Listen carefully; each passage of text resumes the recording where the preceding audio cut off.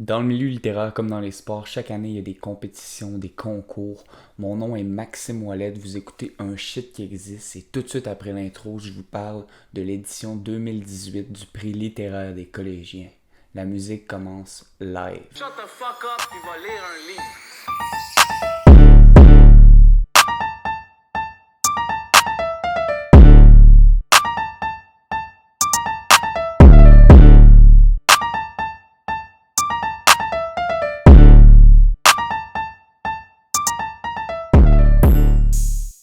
Le prix littéraire des collégiens, c'est un prix dans lequel les élèves de tous les cégeps de la province de Québec sont amenés à lire 5 livres, à les commenter en classe ou en groupe parascolaire, puis à retrancher 2 livres, envoyer un délégué, donc un représentant pour chaque cégep qui va aller débattre des 3 livres restants pour en élire un seul gagnant. C'est une expérience incroyable pour vrai, j'ai eu la chance d'en faire partie, puis c'est une expérience que je vais me rappeler longtemps, c'est vraiment quelque chose d'amusant. Si vous aimez un peu la littérature puis que vous êtes au cégep, pour vrai, inscrivez-vous, ça vaut vraiment la peine. Ça coûte pas cher puis ça vous permet d'avoir 5 livres, je pense que c'est comme 7$ là. Fait que let's go, allez vous inscrire à ça. Aujourd'hui, je suis pas là nécessairement pour faire la promotion du prix littéraire des collégiens. Je suis là pour vous parler de l'édition 2018 qui a été une édition particulièrement bonne. J'ai eu la chance cette semaine de lire les 3 livres finalistes de cette édition-là, soit Royal qui avait été le gagnant en 2018, De Bois debout de Jean-François Caron et Le Plongeur de Stéphane Larue. Je dis que j'ai lu les 3 livres cette semaine, mais pour vrai, c'est un peu un mensonge. De Bois debout, je l'ai lu il y a un mois de ça, mais étant donné que j'avais mis Royal et Le Plongeur dans ma liste, je trouvais que ça pouvait être intéressant de faire un rematch de la finale de 2018. Regardez si, selon moi, Royal méritait de gagner ou non. Puis c'est ce qu'on va voir ensemble aujourd'hui. Je vais commencer justement par vous parler De Bois debout tout de suite après la petite interlude musicale.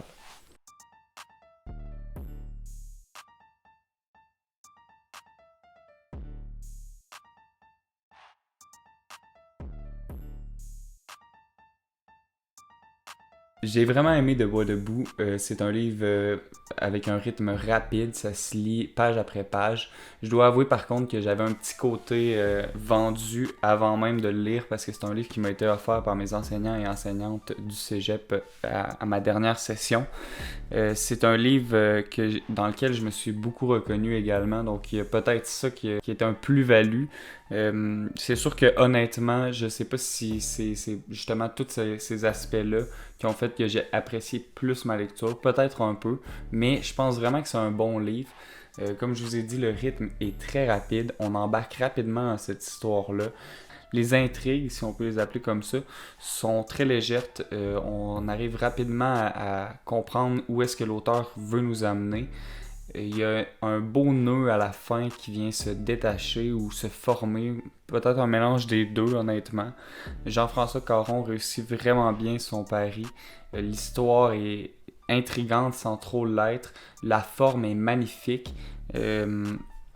J'ai adoré les personnages qu'on retrouve dans ce livre-là, particulièrement celui de Tison, qui est un homme qui a vécu un accident et qui maintenant est laissé avec des marques permanentes au visage.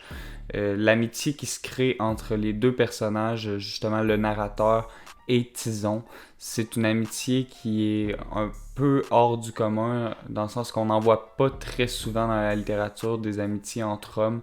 Puis c'est quelque chose que j'ai vraiment apprécié. La relation avec le père également est un thème primordial dans ce livre-là. J'ai adoré le père, j'aurais aimé l'entendre plus souvent parler, mais c'est justement la force du père, c'est qu'il ne parle pas beaucoup. Et d'ailleurs, je veux pas trop en parler. Je vous invite à aller découvrir ce livre-là. Honnêtement, gros coup de cœur pour De Bois debout de Jean-François Caron. J'ai pas grand chose de plus à dire que ça. Comme je vous dis, ça fait un petit bout déjà que je l'ai lu. Puis je sais que mon coup de cœur est peut-être un peu subjectif. Il est peut-être un peu influencé par le fait que je me reconnais dans ce livre-là. Puis par le fait que c'est un livre qui m'a été donné. Mais en toute honnêteté, je pense que c'est un livre qui a vraiment ses forces. C'est pas pour rien que c'est rendu dans le top 3. Je vous le conseille très fortement. Je vous parle du deuxième livre tout de suite après une petite interlude musicale.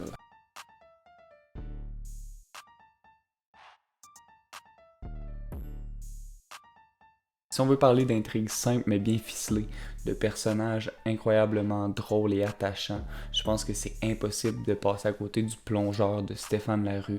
Un livre qui décrit ce qui se passe dans les restaurants quand on y travaille, qui nous montre l'arrière du décor, les cuisines, etc.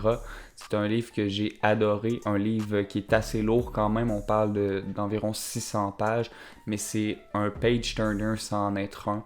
On a envie toujours de continuer à le lire, même s'il n'y a pas de grosses chutes à chaque fin de chapitre.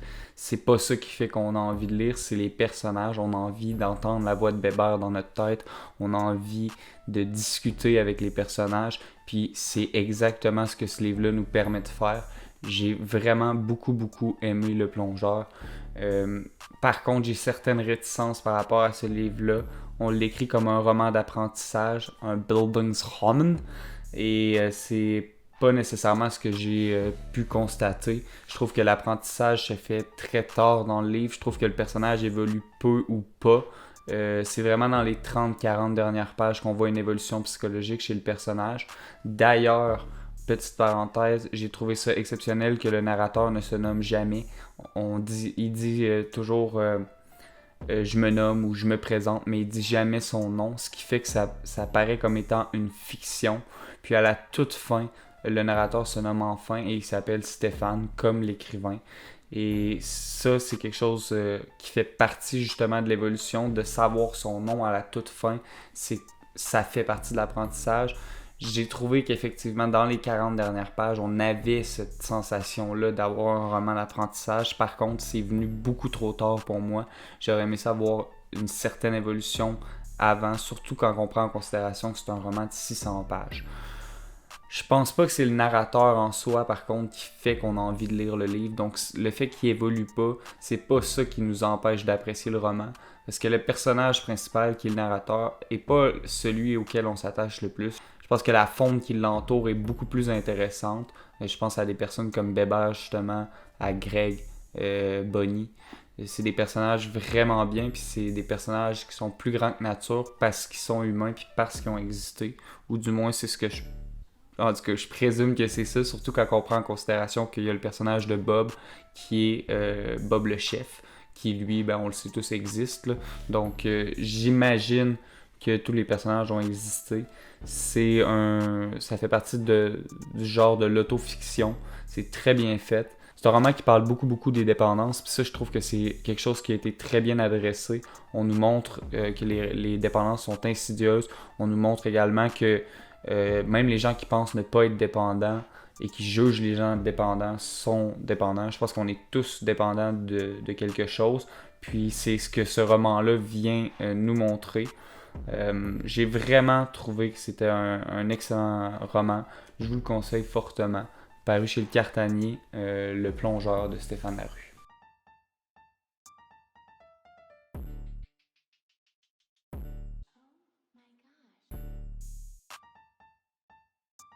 Le livre Royal de Jean-Philippe Barry-Guerrard, grand gagnant de 2018, est un livre qui est super anxiogène, justement parce que l'auteur l'a voulu ainsi.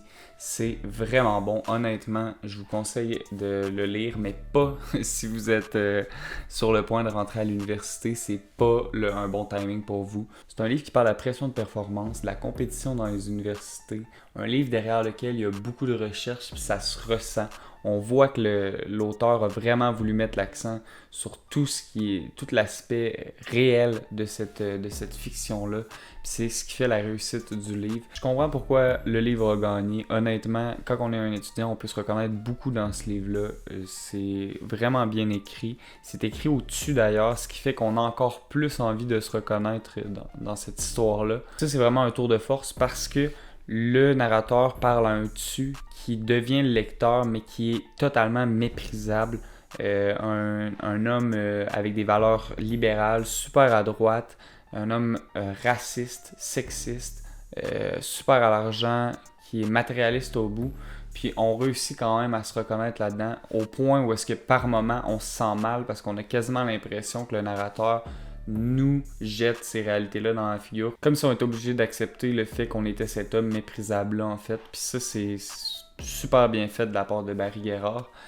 Honnêtement, c'est pas mon préféré des trois, mais c'est un livre que j'ai lu d'un coup quasiment. Ça se lit super bien. Au niveau de l'écriture en soi, c'est vraiment très bien écrit, c'est simple. On comprend les références. Il y a des références populaires, culturelles qui sont d'actualité. Justement, ça m'a amené parfois à me demander si le livre allait bien vieillir parce que je me disais, bon, est-ce que les gens vont comprendre c'est qui Sarah-Jeanne Labrosse ou Martin Matt? Mais en même temps, la vérité, c'est que s'il y a de quoi, ils peuvent toujours le googler. Si dans 20 ans, ils savent plus c'est qui Sarah-Jeanne Labrosse. Je pense que les auteurs peuvent se permettre de nommer des noms de personnalités publiques actuelles. Ça inscrit l'œuvre dans son époque, puis ça enlève pas de son caractère universel. Honnêtement, moi j'ai beaucoup aimé Royal, tout l'aspect journalistique derrière ce livre-là. Je vous le conseille beaucoup. Honnêtement, je vous conseille les 3 livres de la semaine. C'est 3 très bons livres. Même si c'est des livres qui sont quand même volumineux, c'est des livres qui se lisent tout seuls. Pour moi, le gagnant reste Royal. Livre très bien réussi. On sent les intentions de l'auteur derrière tout ça. C'est une lecture qui se lit très très bien. J'ai adoré l'aspect narratologique, c'est-à-dire tout ce qui a rapport à la narration derrière ce livre-là. Le fait que ce soit écrit au-dessus, c'est quelque chose qui m'a beaucoup plu. Je pense que ça l'ajoutait beaucoup au roman. Même si c'est un livre de fiction, on sent tout l'aspect réel derrière ça. Et pour cette raison-là, je considère que le livre de Jean-Philippe Barry-Guerrard méritait effectivement de gagner l'édition 2018 du prix littéraire des collégiens. Je vous fais quand même une suggestion personnelle, même si j'ai lu Royal comme étant le grand gagnant pour les qualités littéraires que j'y reconnais, je considère que vous devriez vraiment lire Debout debout. C'est un livre exceptionnel, un livre qui se lit très bien. C'est pas un livre qui va me marquer à vie, du moins je pense pas. Par contre, c'est une lecture très très agréable. Je pense que c'est léger. Puis que si vous voulez vous initier à la littérature, c'est un très bon livre pour commencer. Je pense que vous allez être fiers si jamais vous lisez pas souvent d'avoir lu un livre qui est épais. Vous allez vous rendre compte que ça se lit très bien, même si ça peut faire peur. Parfois de prendre un livre dans nos mains parce que l'objet est volumineux, ben, on se rend compte rapidement que ça se lit tout seul. Puis pour ce qui est de Debout debout, ben, je pense que ça va être une lecture que vous allez vous clencher et que vous allez vraiment vraiment apprécier. Donc ma suggestion de la semaine, Debout debout de Jean-François Caron. Excellent livre. On se revoit la semaine prochaine. Mon nom est Maxime Ouellette. Vous écoutez un shit qui existe. Peace out.